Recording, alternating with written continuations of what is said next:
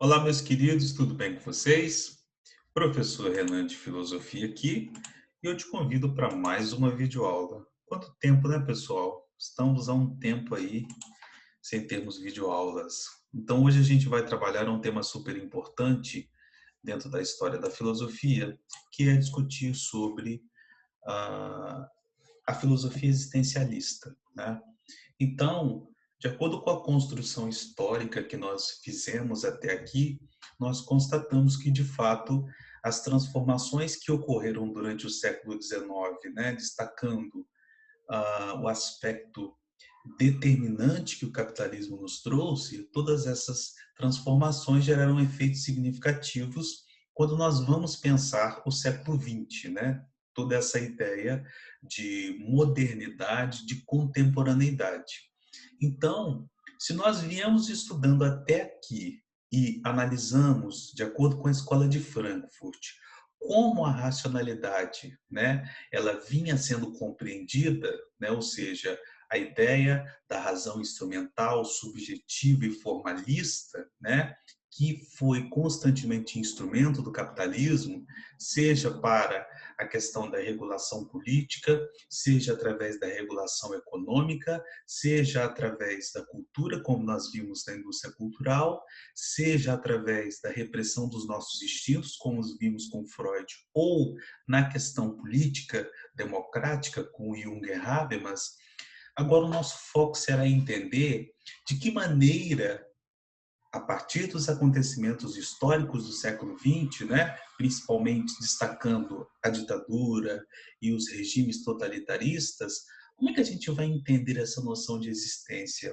Agora a gente se volta a querer entender como que o indivíduo se processa, né?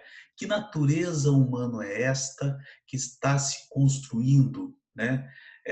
Principalmente ao longo do século XX. Então, o tema da nossa aula hoje será discutir a filosofia existencialista. E aí, para começar a falar sobre essa aula, eu quero falar sobre um tema que pode ser um pouco desagradável, porque ele sempre está relacionado a questões negativas, que é pensar a crise existencial. Você já teve uma crise existencial? Olha, eu diria que o ser humano, ele é a crise existencial em pessoa, né? Constantemente nós estamos tendo crises existenciais. E eu vou dizer para vocês, nesse tempo de pandemia, eu acredito que o número de crises existenciais que o ser humano passa, e principalmente nós, né, que estamos guiando o processo de educação, aumentou muito. Eu diria que para vocês que eu passei por umas 5 ou 7, em apenas um dia, né? E, e a crise existencial é talvez o momento da nossa vida, ou a fase do nosso ser em que nós estamos em plena angústia, né? Nós não sabemos o porquê chegamos a essa situação e como podemos ultrapassá-lo, mas temos plena consciência de que a vida ela é uma efemeridade, de que ao fazermos escolhas nós somos responsáveis por ela, né? Por elas.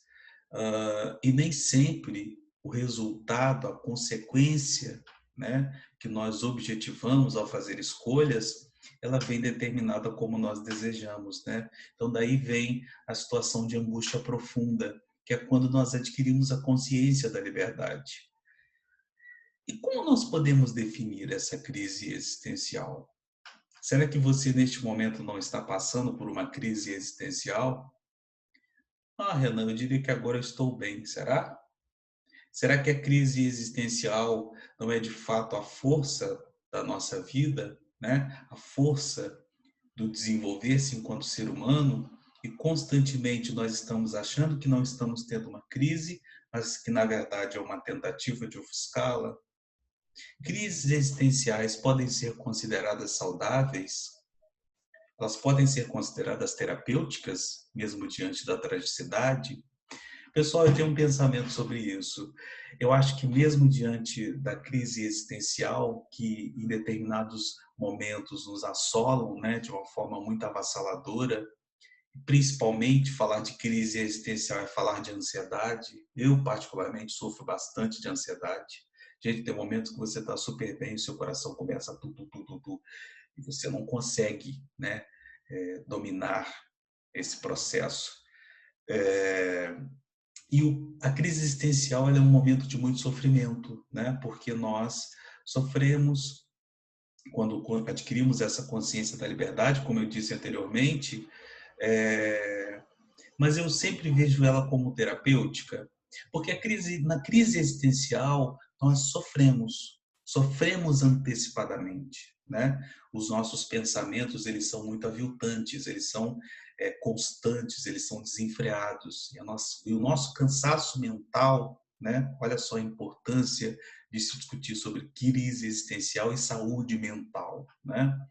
É, elas podem ser terapêuticas no sentido de que quando aquilo que pensamos de fato se materializa, nós já sofremos por isso anteriormente, né? Obviamente depende de pessoa para pessoa, de situação para situação, mas eu sempre tento tirar proveito nesse sentido. O que você acha sobre isso? Então, os temas que envolvem pensar crise existencial, né, que na verdade representa para nós como nós podemos observar, né, essa existência, é um pouco do que nós vamos discutir na aula de hoje. E antes da gente entrar, né, especificamente nessa discussão existencial, preciso fazer um breve percurso para que a gente entenda filosoficamente como que essa temática existencial ela é tratada. Da fenomenologia, né? Como nós vimos, já estudamos, o século XX ele é considerado um século de crise, né? Crise do quê? Da nossa civilização. Todas as ideias iluministas que valorizavam o desenvolvimento da racionalidade emancipatória, como nós discutimos, elas não coadunam com esses reais objetivos, né? A concretização real destas ideias, elas são destruídas, né? Destrutivas se pensarmos o século XX. E todos esses problemas, que até então, principalmente pela Escola de Frankfurt, nós analisamos no seu contexto social, cultural, político, por exemplo, eles sempre pautaram numa espécie de universalidade, ou seja, vamos analisar as influências no que diz respeito aos seres humanos. E a partir desses problemas inéditos que nós vimos, principalmente o totalitarismo, o nazifascismo, a noção de indivíduo e existência surge no pensamento filosófico. Espera aí, será que esse processo de coletivismo constante que o nazismo com Hitler trouxe não gerou efeitos no aspecto da individualidade, no aspecto da existência desses indivíduos? Então, essa corrente existencial que vai surgir, ela sofre uma influência direta de um campo de problematização filosófica que nós tivemos, que é a área da fenomenologia, que é muito debatida e criada pelo filósofo e também cientista Edmund Husserl. A fenomenologia, né, o próprio nome da palavra, representa o estudo dos fenômenos, está ligado ao estudo dos elementos que compõem a realidade, né? A fenomenologia é um ramo da ciência que Edmund Husserl vai valorizar, né? Até como uma ideia de trazer a importância do pensamento filosófico em detrimento do científico, ou seja, diante do desenvolvimento científico positivista, né, baconiano e, sobretudo, né, nessas discussões evolucionistas que nós observamos no século XIX, a filosofia vai ser, de certa forma, renegada. O seu papel de efetividade de discussão epistemológica, ela vai encontrar um certo distanciamento, ela vai encontrar um certo ostracionismo, né? Uma condição de inferioridade. Então, ao discutir sobre a fenomenologia, que basicamente é a filosofia que busca o conhecimento das essências, Edmund Husserl vai trazer a importância da filosofia, vai dizer, olha só, galera, ei, não é só a ciência que produz conhecimento verdadeiro, né? A filosofia seria a ciência suprema, porque ela é que inaugura essa discussão sobre os porquês, sobre os questionamentos, né? E para Edmund Husserl, quando nós analisamos um objeto científico, né, de acordo com a metodologia científica, nós nos utilizamos de pré-noções, né, a característica da verificabilidade. Então, o que ele está defendendo é que quando eu for buscar o conhecimento verdadeiro, né, filosoficamente, quando eu for buscar essas essências, eu preciso desenvolver o que ele chama de epoché, que é o contato direto com as essências, né? Para que eu possa compreender essa verdade que é tão buscada, né, pela fenomenologia, eu preciso suspender momentaneamente o meu juízo. Nesse sentido, a gente resgata aquela ideia do ceticismo metodológico de René Descartes, ou seja, a suspensão do juízo sobre a realidade e o exercício constante da dúvida, né, que Descartes chama de subjetividade do eu pensante, que vai me colocar em contato direto com aquele fenômeno que é analisado e, consequentemente, eu vou conseguir captar as essências dele. Nesse desenvolvimento da epoché, que ele também caracteriza de outras duas formas, como um processo de recuo psíquico ou redução eidética, é a abstração da nossa mente, da nossa consciência, dos objetos que percorrem o nosso redor, né? Porque eu estou constantemente buscando a essência, né? A essência verdadeira.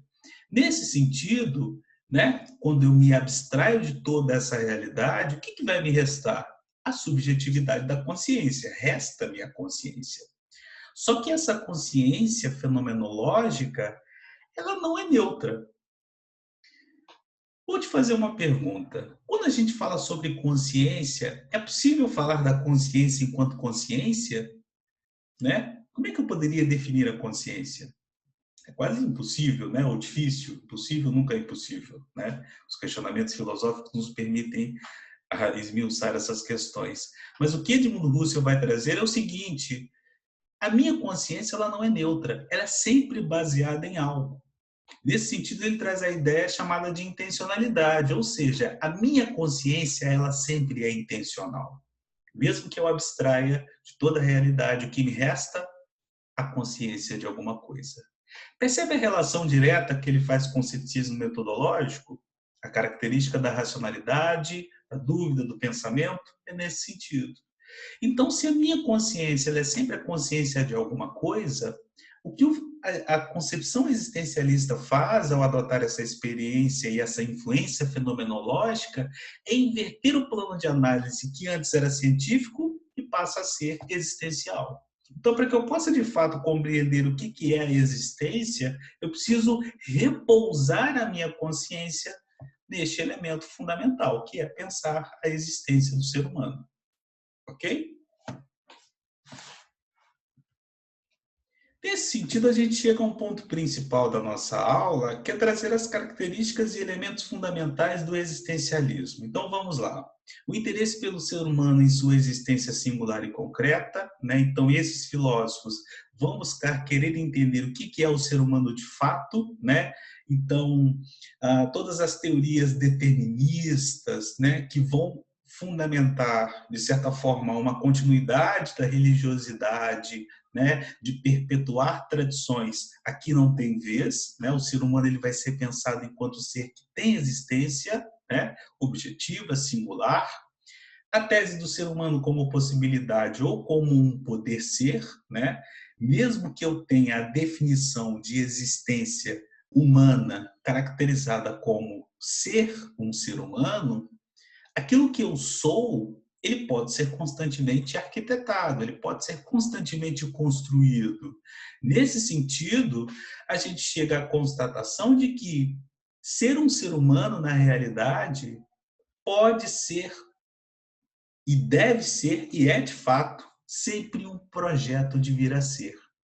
A partir das minhas escolhas, do exercício da minha liberdade, é que eu vou moldar a minha identidade, é que eu vou moldar a minha essência, ou mudá-la também, que estamos num processo constante de construção. Além disso, eles trazem a ideia importantíssima que, em termos biológicos, está muito claro, mas filosóficos ainda se constrói, que é a ideia da finitude humana. Olha, o mundo se resume a essa existência material, tá? Não existe nada antes da vida ou após a vida. A morte, de fato, encerra este processo. Então, essa existência sempre será pensada em termos reais, objetivos, materiais. Eu não posso aqui aceitar, né, questões sobrenaturais, por exemplo, para poder pensar a existência. Sim, depende, vamos ver daqui a pouco. A noção de transcendência do ser humano.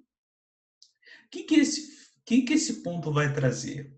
Se o ser humano ele é constantemente um projeto de vir a ser, quando ele está neste processo de determinação constante da sua essência ou de construção, porque ele sempre está num processo de consolidação, ele transcende a sua existência. Por quê? Porque ele não aceita e não se conforma à condição na qual é determinada a sua existência, mas a partir de escolhas ele vai moldar a sua identidade, a sua essência. Então, por isso, ele sempre está transcendendo a sua humanidade. Só que é um ponto importante: essa transcendência não é sobrenatural, tá? É transcendência em relação ao determinismo da sua existência. Ok? Tudo bem? E, portanto, também a importância atribuída ao outro. Eu não posso deixar de pensar a minha existência singular e concreta, individual, subjetiva, se eu não compreender que eu vivo em sociedade e que as minhas escolhas, além de repercutirem, trazerem consequências e efeitos para mim, enquanto ser individual, elas também trazem efeitos para o coletivo. Então, quando eu tenho uma crise existencial, eu preciso pensar também nos efeitos que ela pode trazer para o próximo. Quantas vezes, numa crise existencial, né, quando nós estamos em pranto, por exemplo, nós nos afastamos, nós não queremos que esse nosso estado de angústia atrapalhe outras pessoas, ou comova outras pessoas, ou acabe provocando uma crise existencial em outras pessoas, né? Então, essa noção do outro, ela também é um tema muito debatido por essa escola. Quais são as questões fundamentais que esses filósofos, né, que nós vamos ver hoje, problematizam? O que é o homem? Né? Que tipo de concepção nós podemos ter acerca deste ser? Qual é o elemento que o define? O que é o ser humano? Qual é o seu papel? Por que ele tem existência? Será que o ser humano ele pode ser definido?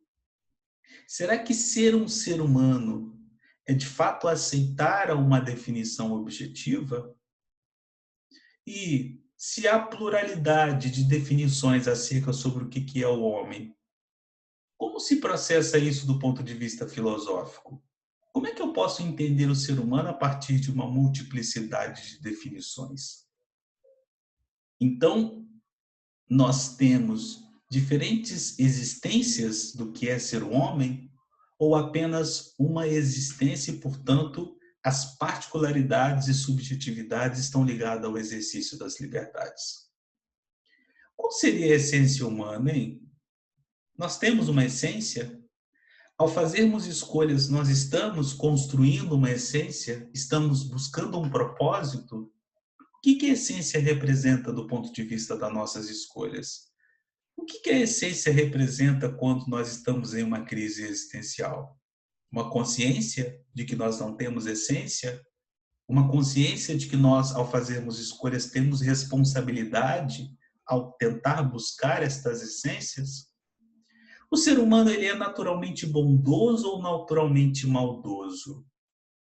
Esse é um tema que é muito debatido até hoje, não só pelos existencialistas, mas principalmente pela neuropsicopedagogia, pela psicologia comportamental, pela discussão acerca sobre caráter, sobre temperamento. O que você acha? Você acha que o ser humano ele realmente nasce bom e a sociedade o corrompe?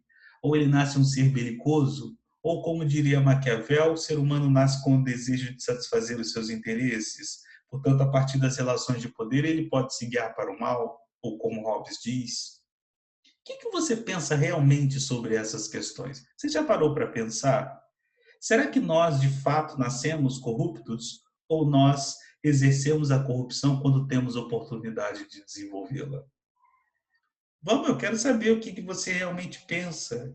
Porque às vezes nós estamos problematizando sobre essas questões e vendo o pensamento dos filósofos, mas não sabemos essencialmente qual é o nosso pensamento, ou se sabemos, não colocamos em prática ou não estamos expondo para nós mesmos aquilo que nós acreditamos e nos deixamos levar por essas teorias, sem encaixá-las com o nosso contexto, a nossa realidade. Então, portanto, quando enfrentamos uma crise existencial, não conseguimos sair dela porque essas nossas percepções elas são efêmeras, elas são passageiras. Como é que você lida com essas questões do seu dia a dia? Ah, professor, eu acredito em Deus e está tudo certo. Mas isso basta? As suas crises existenciais deixam de existir ou são diminuídas por esse aspecto? A quem você atribui os seus problemas? A Deus? Aos outros? Será que a culpa não é realmente sua? Sim, sua. Qual é o motivo de existir, hein? Por que nós existimos? Qual a finalidade do ser humano, pessoal? De onde viemos de fato e para onde vamos? Qual o sentido existe ao fazermos escolhas? Será que eu posso deixar de fazer escolhas? Mas se a gente for pensar a fundo, se eu optar por deixar de fazer escolhas, eu estou escolhendo. E eu estou escolhendo não fazer escolhas. O que a nossa consciência já possuiu ao nascermos? Se a nossa consciência, como acabamos de ver, ela é intencional, o que ela se define? Como é que ela se constrói? E aí, quando a gente vai falar sobre a filosofia existencialista, Omar, essa aí é para você, hein? Estou pagando a promessa. A gente não pode deixar de considerar, infelizmente o livro didático não fala sobre isso, mas é importante considerar profundamente. Soren Kierkegaard. Kierkegaard ele é um filósofo do século XIX, tá? Ele tem um papel muito importante porque ele é de fato o pai da filosofia existencialista. E ele, na sua juventude, estuda teologia. Ele é formado em teologia e ele se aproxima, né, pela peculiaridade das discussões teológicas, ele se aproxima da filosofia, mas tendendo a produzir mais na área da teologia, mas ele acaba sendo mais reconhecido pelas suas discussões filosóficas, né? E logo de cara, no século XIX, a gente está observando as discussões de um grande filósofo, né, o grande opositor de Arthur Schopenhauer, que era Friedrich Hegel. E Hegel, se você bem se lembra das aulas complexas, da mesma Renata, a gente vê que, de fato, ele traz um modelo de metafísica, ele traz um modelo filosófico. O espírito busca, caminha dialeticamente ao longo da história em busca do seu absoluto. Né? Isso chega até da náusea, né? Porque é uma discussão realmente complexa de Hegel. E toda essa discussão hegeliana, ela se pauta na ideia da universalidade, de maneira que a razão, o ser humano, a realidade, o cosmo, ele é convertido nessa noção de totalidade. E Soren Kierkegaard, como um grande leitor de Hegel, ele nunca aceitou isso, pessoal. Ele sempre disse o seguinte: precisamos reordenar essa discussão de Hegel. Nós precisamos entender de fato que não é a totalidade que define a individualidade, mas estas diferentes individualidades é que formam o todo, é que formam o contexto, né? Para Hegel, o contexto ele é reflexo do espírito de uma época. E para Kierkegaard não é isso. O ser humano ele é livre para fazer escolhas e ele sempre está buscando um propósito. Então, a noção universal ela se constrói a partir dessas liberdades, essas escolhas particulares, né? E o ponto interessante que Kierkegaard traz para nós é o seguinte: as nossas escolhas, consciente ou inconscientemente, buscam um propósito. Elas têm uma finalidade. Até porque isso reforça a ideia de que a nossa liberdade também, assim como a consciência, ela é intencional. Eu, ao fazer escolhas, eu operacionalizo deliberadamente, adotando um princípio, né, de escolha. Então, eu objetivo alguma coisa. Só que estas liberdades geram angústia. Estas angústias são tidas para Kierkegaard como consciência e senso de responsabilidade. Nem sempre aquilo que eu desejo ao fazer escolhas eu de fato vou garantir. Então, diante dessa tragicidade, né, dessa consciência da liberdade, Kierkegaard nos propõe 3 modelos de vida, ou seja, 3 posturas que você pode adotar a partir do momento em que você tem consciência, né, da sua liberdade. Primeiro é o modo de vida estético, né? A palavra estética, né, está ligada a uma corrente filosófica que vai discutir sobre a beleza. Então, o modo de vida estético é aquela postura de vida egoísta, que o indivíduo constantemente vai buscar exercer as escolhas, fazer escolhas, pautar a sua liberdade no seu desejo individual. Nesse sentido, a gente observa o quanto que o individualismo na contemporaneidade está totalmente como um elemento determinante, né? E que reforça a lógica do capitalismo. Então, para entendermos essa noção de contexto a partir do modo de vida estético, é esse autoconsumo, né? O que Guy Debord, Gilles Lipovetsky discutem, né? Zygmunt Bauman vão criticar esse processo de individualismo. Isso está diretamente relacionado a esse modo de vida estético, que a pessoa vai ligar o dane-se para a realidade, para a sociedade, e vai pensar, vai fazer escolhas a seu bel prazer.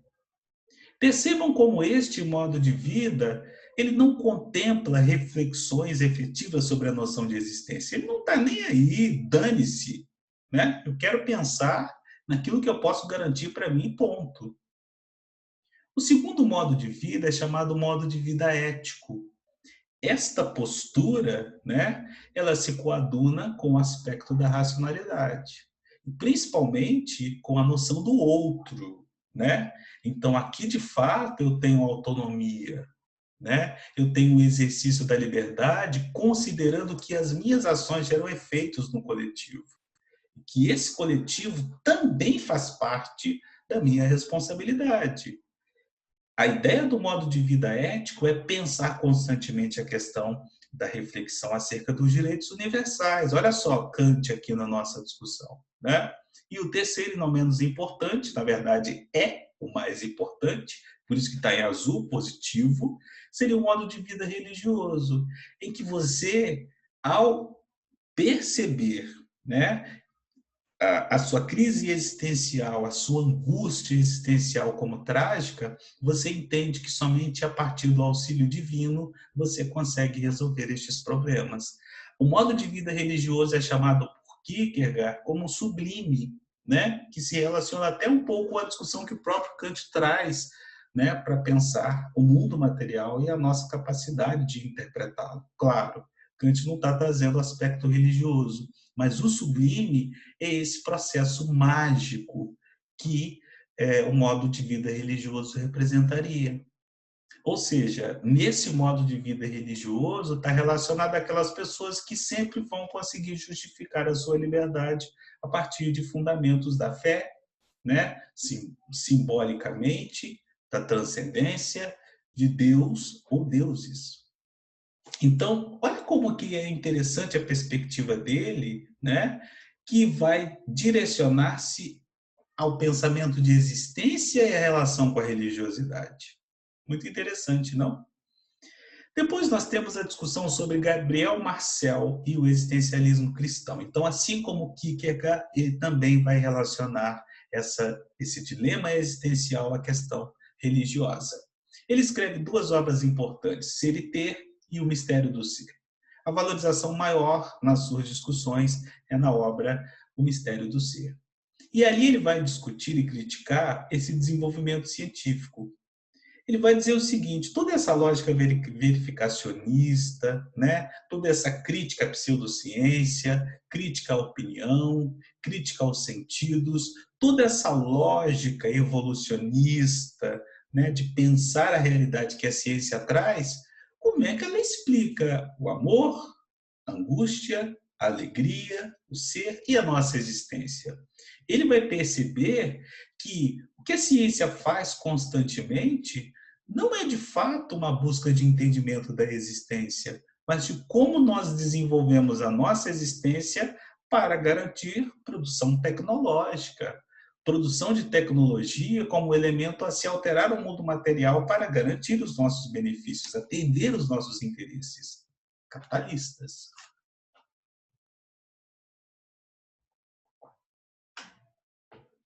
Nesse sentido, ele vai trazer para nós problematizações acerca de como nós podemos alcançar a plena participação no mistério do ser. O ser, ao longo da sua construção histórica, sempre veio sendo tratado como um mistério. Como é que a ciência explica isso? E, filosoficamente, principalmente a partir do século XVI, com Nicolau Copérnico, a gente percebe esses embates entre crer e verificar. E olha o que ele traz. Esses dois pontos não são contraditórios, mas assimétricos e desiguais. E aí eu trago uma questão aqui para você poder pensar, né, junto comigo. O aspecto da crença, né, e aí fazendo uma crítica ao que o Gabriel Marcel está trazendo, e a característica da verificação científica não seriam simétricos ao invés de assimétricos? Se a partir da verificação eu comprovo a veracidade, a característica da crença não estaria aqui relacionada? Será que aqui eu não posso encaixar essa lógica de pensar a razão científica a partir daquilo que Santo Agostinho está trazendo? Crer para compreender ou compreender para crer? Não, né? E aí? O que você acha sobre isso? Queria que você me dissesse. Então, como a crítica que ele se concentra a essa ciência está direcionada a esse processo constante de atendimento aos nossos interesses, ele está, de fato, criticando como que a ciência valoriza constantemente as nossas efemeridades, né? Olha lá o mito da caverna de Platão. Como que esse processo de individualismo constante traz essa perspectiva de ter. Eu tenho existência, eu existo e penso esse aspecto a partir das minhas posses. Enquanto que a noção do ser, ela vem sendo desconsiderada. Então, a questão que ele traz é de hipervalorização. A crença como alternativa para nos explicar melhor a existência e o distanciamento científico, né, expressivo, que não nos responde a essas questões. Ok?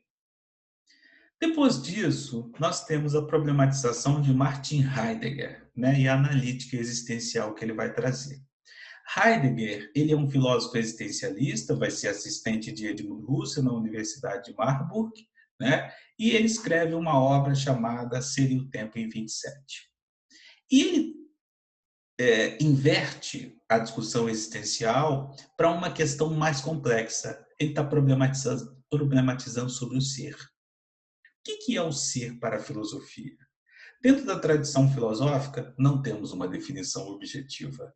Vários filósofos vão pensar a questão do ser de maneira diferenciada. Renan, mas como é que eu posso definir o que é ser para a filosofia? De acordo com a construção em linha geral filosófica que temos, a definição de ser é abstrata, tá? Então, mesmo que queiramos defini-la exatamente materialmente, não é possível, porque essa discussão é metafísica. Mas a definição objetiva, mais objetiva possível que temos acerca do ser, é um elemento que tem existência, né, enquanto aspecto metafísico, e que ele representa a universalidade, a totalidade. Essa é a definição de ser.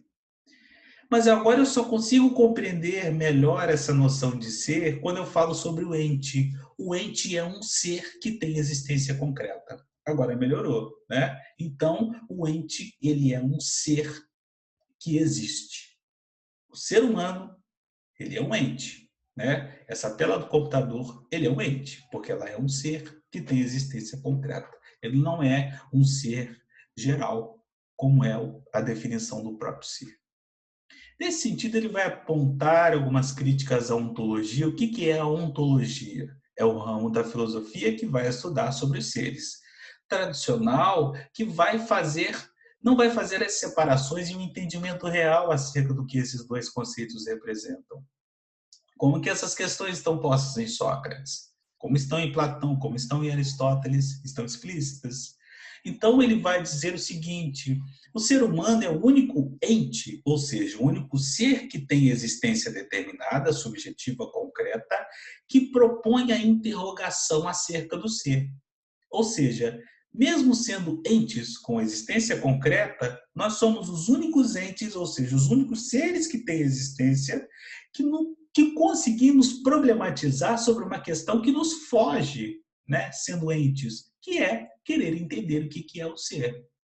Então, se nós somos entes e problematizamos sobre a ideia de ser, somos os únicos que conseguimos fazer isso, pela questão da racionalidade, pela consciência, ele vai dizer que o ser humano, ele é um ser e é um ente diferente dos outros. Ele é um dasein, que é um ser aí.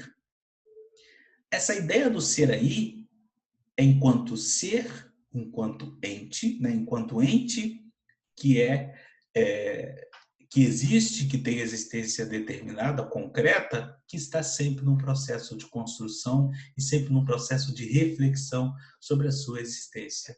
Nesse sentido, a sua definição enquanto ente ela é plural, porque ao problematizar essas questões, ao me interrogar sobre essas questões e tomar a consciência da minha liberdade, eu vou estar constantemente construindo essas minhas essências. Um ponto que ele problematiza, muito importante, é a questão da morte.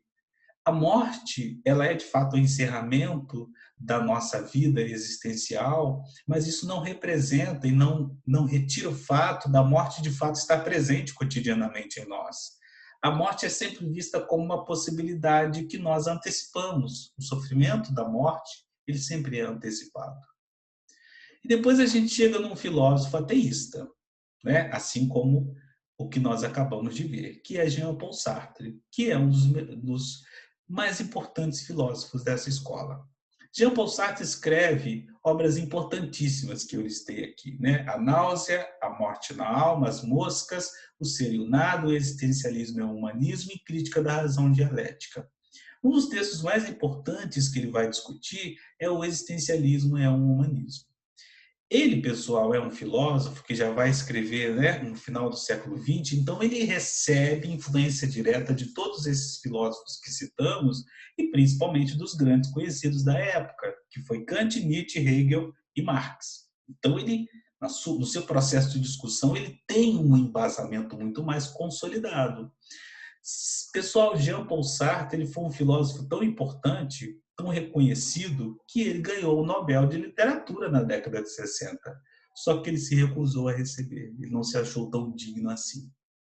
E aí? E aí uma das questões, primeiras questões que ele traz, ele diz o seguinte: a existência precede a essência. Primeiro o ser humano existe, depois ele vai moldar a sua liberdade, a sua identidade. Nesse sentido, a partir do momento em que eu compreendo que o que define o ser humano é a possibilidade de fazer escolhas, né?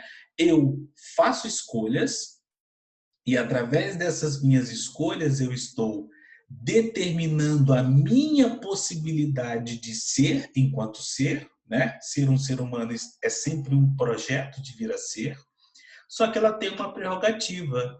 A liberdade ela é acompanhada da responsabilidade.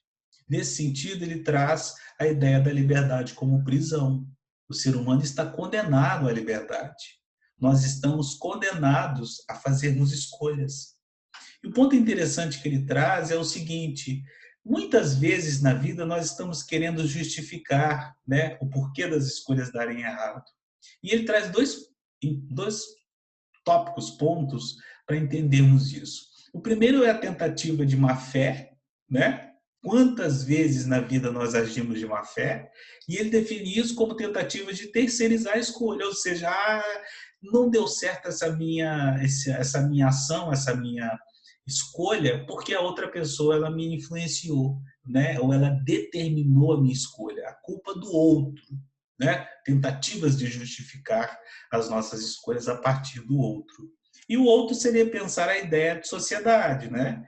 Émile Durkheim, como um filósofo que vai discutir muito sobre as influências das instituições sociais, né? O fato social, por exemplo, né? Que é coercitivo, geral e exterior à consciência individual desses indivíduos, ele vai conceber de fato como autêntica, considerar esse ponto, mas ele não deixa, e aí é importante entender o pensamento de Jean-Paul Sartre, porque ele está discutindo sobre existencialismo. Aqui ele está vendo o ser humano a partir da sua capacidade de fazer escolhas. Então, mesmo que ele seja influenciado a agir conforme ao que o Estado brasileiro determina, ele sempre poderá fazer escolhas. Renan, mas eu fui influenciado pelo Estado a agir conforme o que foi determinado e assim agir. Beleza, mas você fez uma escolha.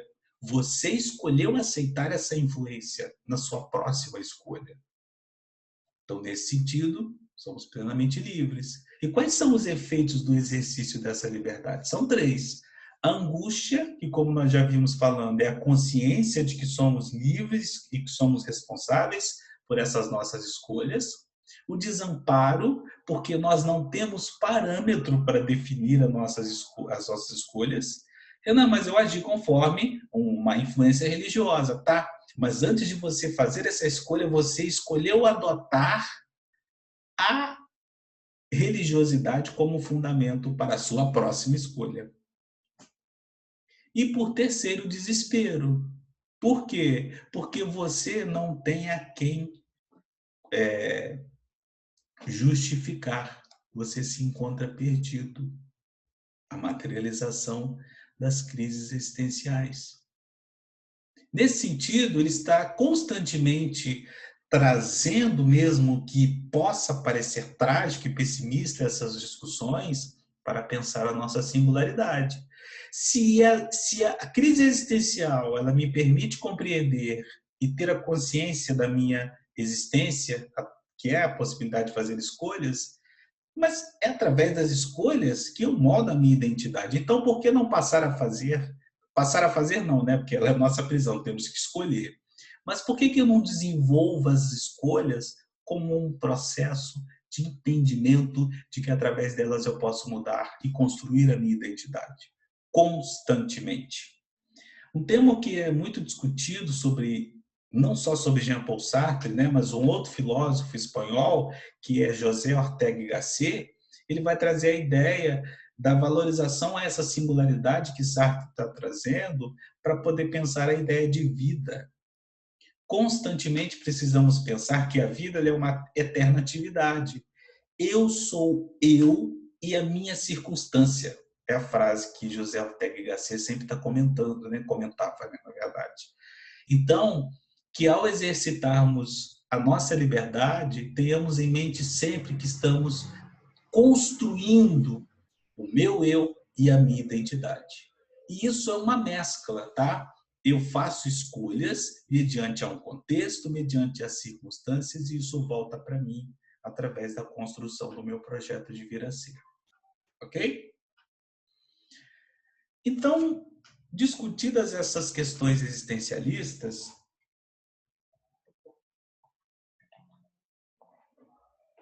a gente caminha para o último ponto da nossa aula, que é pensar a filosofia francesa. Nós acabamos de ver a perspectiva existencial do século XIX, agora a gente vai ver um pouquinho sobre como que esse pensamento vai ser desenvolvido na França. É fato que durante o século XIX nós tivemos uma difusão cultural, econômica, política e, sobretudo, filosófica expressiva na Europa, né? Principalmente na França, porque ela sediou um acontecimento importantíssimo, que trouxe efeitos diretos significativos para campos dos goitacazes, que foi pensar a Belle Époque francesa, né? Toda a noção de valorização à gastronomia através do MasterChef, olha eu fazendo divulgação aí, né? O tompeiro do chefe Jacan, todas essas questões começam a pipocar neste momento, né? Inclusive trouxe aqui uma imagem, né, do filme Titanic, que representa o auge dessa difusão intelectual, né? E sobretudo arquitetônica na área de engenharia, né? Grandes navios Titanic como um dos maiores, o Olímpia, o Mauritânia, né?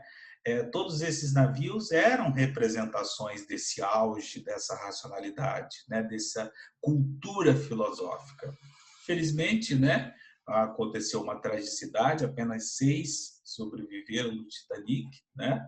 Mas o filme, por exemplo, né? Inclusive, para mim, de fato, se você perguntar, Renan, qual é o melhor filme? Titanic. Diante da tragicidade da história, mesmo um filme que já tem 20 anos, ele consegue ser muito bem produzido e muito contemporâneo, né? Então, ali você consegue captar esse solo de fertilidade, principalmente filosófica e cultural, tá? Então, todo esse contexto, ele foi favorável para o desenvolvimento de filosofias, né? Como o existencialismo, e principalmente, né, da fenomenologia, tal qual nós discutimos no início da nossa aula. Porém, a gente tem uma discussão também, o surgimento de uma outra área do conhecimento, que é o estruturalismo, que vai ser muito difundido por Claude Lévi-Strauss. O estruturalismo é uma corrente de pensamento que vai buscar entender a sociedade como uma espécie de corpo, assim como a estrutura do corpo humano, de maneira com que cada órgão, né, cada instituição social, ela tem funções específicas, né? Daí a ideia de estrutura. E os principais filósofos foram Michel Foucault, Deleuze e Jacques Derrida, mas principalmente Michel Foucault, que vai criticar essa noção cartesiana, né, de pensar a ciência, de pensar o ser humano como um ser autônomo a partir do momento em que ele está raciocinando. Pessoal, Michel Foucault ele é um filósofo super importante. Ele viveu durante o século XX, ele era um jovem homossexual, né? Poucas pessoas sabem, e é interessante porque eu sempre estou discutindo com vocês a ideia de contexto, né? Experiências de vida vão influenciar diretamente no tipo de pensamento que esse filósofo terá. Michel Foucault ele discute na área da psicologia e filosofia, né? Porque na sua juventude ele foi, os seus pais foram médicos cirurgiões, né? E na época o desenvolvimento da medicina clínica, né? O surgimento da psicologia estava muito evidente na França, então ele participa desses ambientes de debates. E como a sua família sempre quis que ele fosse médico, né? E ele discordava a forma na qual aspectos da nossa existência estavam sendo trabalhados, ele se alia à filosofia e à psicologia para poder entender essas questões que o inquietavam. Ele vai analisar os conceitos de verdade, de saber, de indivíduo e de poder, principalmente, tá? Como é que ele define a noção de saber? O saber que nós, na tradição filosófica ocidental, né, antiga, definimos como, de fato, aquele processo de conhecimento intelectual, né, que é historicamente, empiricamente, intelectualmente, filosoficamente consolidado, aqui ele discorda disso. Para ele, o poder, o saber, ele é socialmente construído, legitimado e institucionalizado. Por quê? Porque ele independe apenas de processos racionais. Aqui ele está trazendo a ideia de saber, de conhecimento, como fruto de um contexto, como fruto que serve a um aporte instrumental para dominar pessoas. Nesse sentido, este saber, este conhecimento que é historicamente desenvolvido, ele se revela num processo de anti-humanismo. Esta intelectualidade, como principalmente nós vimos com a escola de Frankfurt, ela não busca desenvolver e emancipar os indivíduos, pelo contrário, ela os condiciona. Além disso, ele tem uma concepção filosófica anticartesiana, tá? Que vai constantemente reduzir o ser humano à razão. A razão como elemento emancipatório, e ele discorda desse ponto. Ele traz uma espécie metodológica de concepção chamada arqueologia do saber, ou seja, para que eu possa compreender o que é conhecimento, eu preciso entendê-lo como uma construção histórica.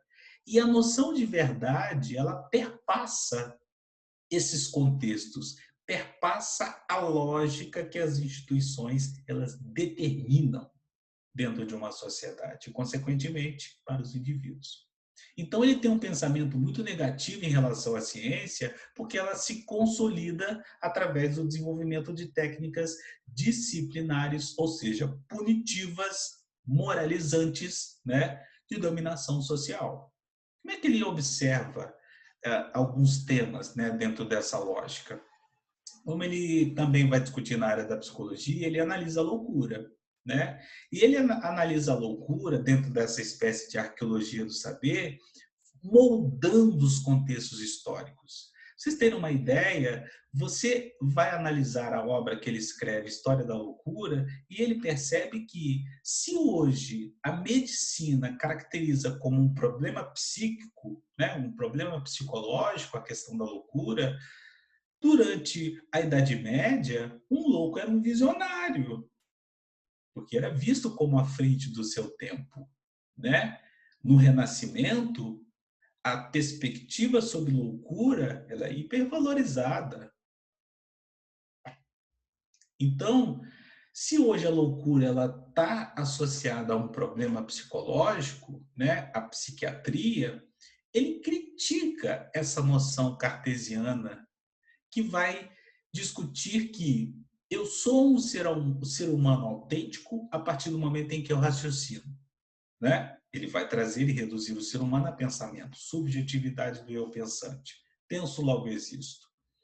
Então, se eu adoto esse tipo de pensamento, né, metodológico, científico, né, sabe aquelas leis, né, do método científico de Descartes, né, a divisão, a enumeração, a sistematização, a conclusão. O modelo cartesiano segue essa lógica. Lembra o traçado da reta, o desenvolvimento positivo que acompanha a lógica positivista? Descartes é o principal elemento que discute esse aspecto. Então, o Descartes vai trazer e reduzir o ser humano a pensamento. Então, a partir dessa lógica, né, que ele inclusive refuta com outros elementos, como por exemplo a questão dos sonhos, né, aquele indivíduo que raciocina conscientemente, autenticamente, ele consegue diferenciar o sonho da realidade. Já os loucos, para essa percepção cartesiana, eles não conseguem desenvolver isso, não conseguem separar o sonho da realidade. Então, o que ele observa é que, a partir desse óculos cartesiano de entender a loucura, a psiquiatria utilizou-se de metodologias de internação e de disciplinação, né, disciplinar, para controlar esses corpos. Mas espera aí, e se a gente não adotar esse princípio para poder entender a loucura? Ele vai ter o mesmo significado, a mesma posição? Além disso, Michel Foucault também discute sobre a questão da sexualidade. Aqui é um ponto interessante, porque ele fala sobre sexualidade, por quê? Porque na sua juventude ele se descobre um jovem homossexual e ele não entende porque a contemporaneidade que ele vive trata a sexualidade como um tabu e como um problema, né? Inclusive, na biografia dele diz que ele era masoquista, né? Então, temos questões aí bem complexas para serem debatidas e discutidas, né? E ele fazendo esse mesmo processo de análise da sexualidade, na época ele diz, olha, não há nenhuma verdade sobre o sexo.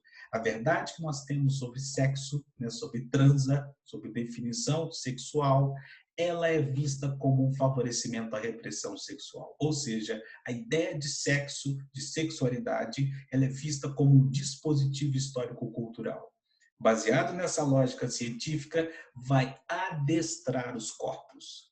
A ideia de sexualidade, ela é um dispositivo da civilização, é um dispositivo de uma instituição, de uma sociedade, que vai controlar a sociedade a partir desse aspecto, né? Então, olhem a discussão sobre estupro culposo que estamos observando.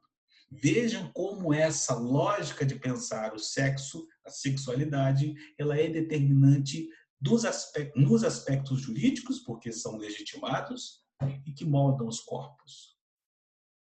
Como é que a gente pensa a ideia do feminicídio? Como é que a gente pensa a ideia da homofobia? Tudo isso gira em torno de concepções sobre sexualidade, né?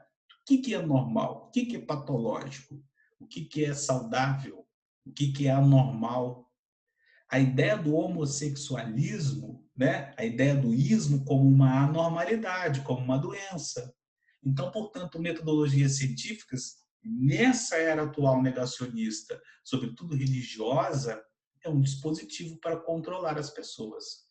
A análise que ele faz é importantíssima, interessantíssima acerca desse ponto. Uma outra obra que ele escreve, chamada Microfísica do Poder, ele vai analisar o desenvolvimento do poder na sociedade contemporânea. E ele diz o seguinte: o poder ele não tem origem no Estado, mas ele percorre todos os aspectos das relações sociais. Quando ele está trazendo essa ideia de microfísica, ele está colocando uma lupa e está analisando como o poder ele está normatizado na sociedade.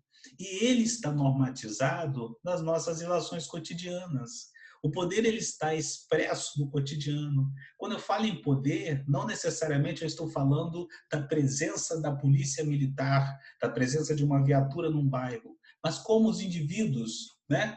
Cada um vai ali cercear e controlar e agir, serem seres agenciadores do poder dentro de uma sociedade. Então, ele está analisando essa perspectiva de poder, como ela está disseminada. Né? E aí ele discute uma questão interessante que eu sugiro a vocês que leiam, se possível, o terceiro capítulo da obra Vigiar e Punir, que ele vai discutir como essa lógica de desenvolvimento do poder, de disciplinarização dos corpos, ela serve a um modelo de controle de vigilância, né? E esse modelo de controle é desenvolvido pelo filósofo utilitarista Jeremy Bentham, mas é Michel Foucault que termina esse projeto do panóptico, né? Que seria basicamente um modelo de controle e vigilância, né? Baseada nessa lógica disciplinar de normatização de ações, né, de comportamentos, que o Estado moderno adota para vigiar as pessoas sem que elas percebam que estão sendo vigiadas.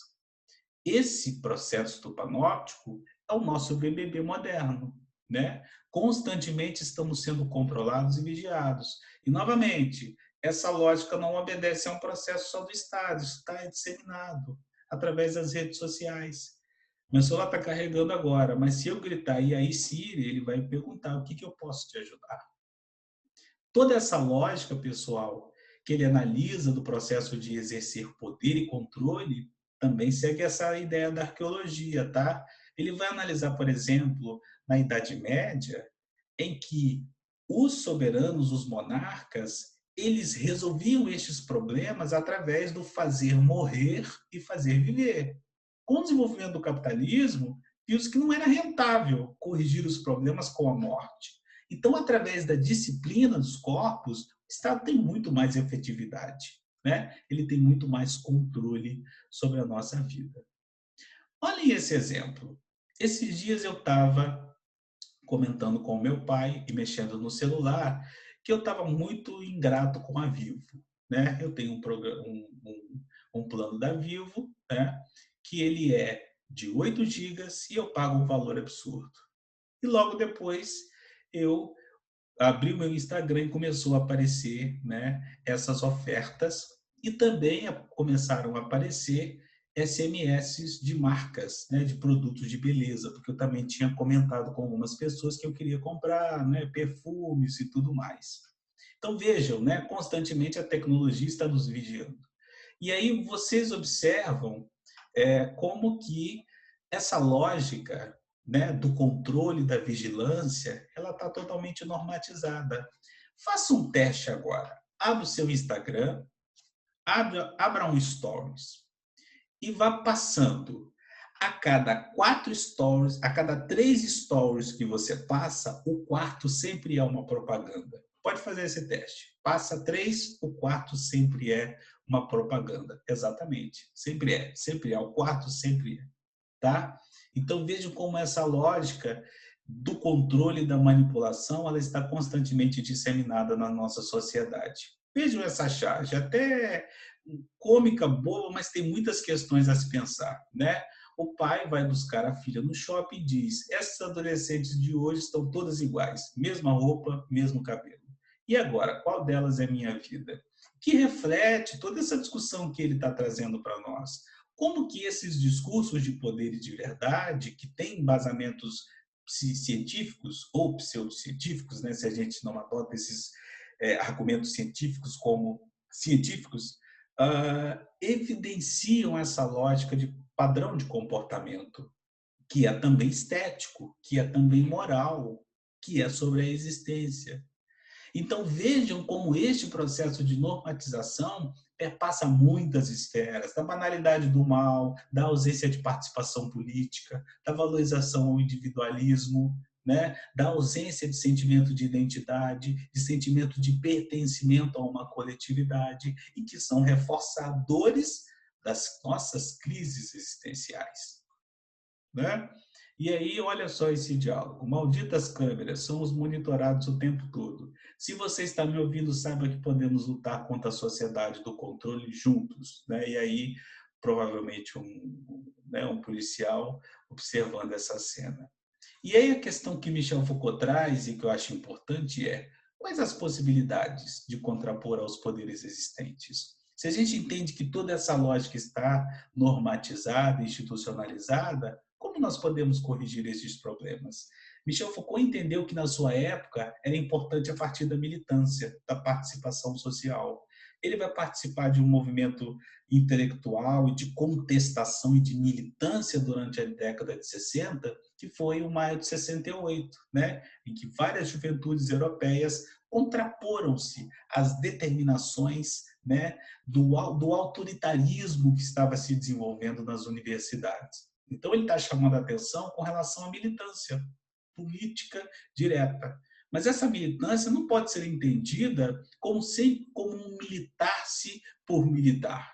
Mas isso precisa ter consolidação e precisa ser contranormativo, né? Se o tempo inteiro nós estamos pensando nessa lógica de normatização e como que isso está constantemente enlameado na nossa realidade, começar a perceber esses elementos e principalmente buscar desconstruí-los é o ponto essencial. E aí, para fechar, eu achei super interessante cantadas intelectuais. Karl Marx queria ser mais-valia para entrar nessa mercadoria, ou seja, né, ter esse lucro maior, que seria ter você. Olha só. Michel Foucault gostaria de ter o biopoder total sobre esse corpo, ou seja, eu gostaria de ter o controle, né, a partir dessa lógica de desenvolvimento de poder, de controle, ter o acesso ao seu corpo. Friedrich Hegel vai dizer, minha antítese nessa tese, ou seja, vamos formar esse processo de definição da síntese, entenda como quiser. E Platão, meus olhos me enganam, pois vejo a perfeição, né? Então vejam nessa lógica de Michel Foucault, que evidencia o auge dessa noção disciplinar, que é o que ele chama de biopoder. O Estado, de fato, tem controle sobre as nossas vidas. Campanhas de vacinação são aspectos de controle, que o Estado, de fato, controla a nossa vida, né? Nesse momento de pandemia está problemático, porque mesmo saindo a vacina, muitos vão deixar de ir tomar, né? Mas essa discussão ela perpassa aquilo que vemos. Queridos, abraços para vocês, tá? Espero que vocês tenham gostado dessa aula, tá bom? Estaremos juntos numa próxima oportunidade, na próxima aula. Um grande beijo, um grande abraço e nunca se esqueça que aqui você sempre terá um amigo. Tamo junto.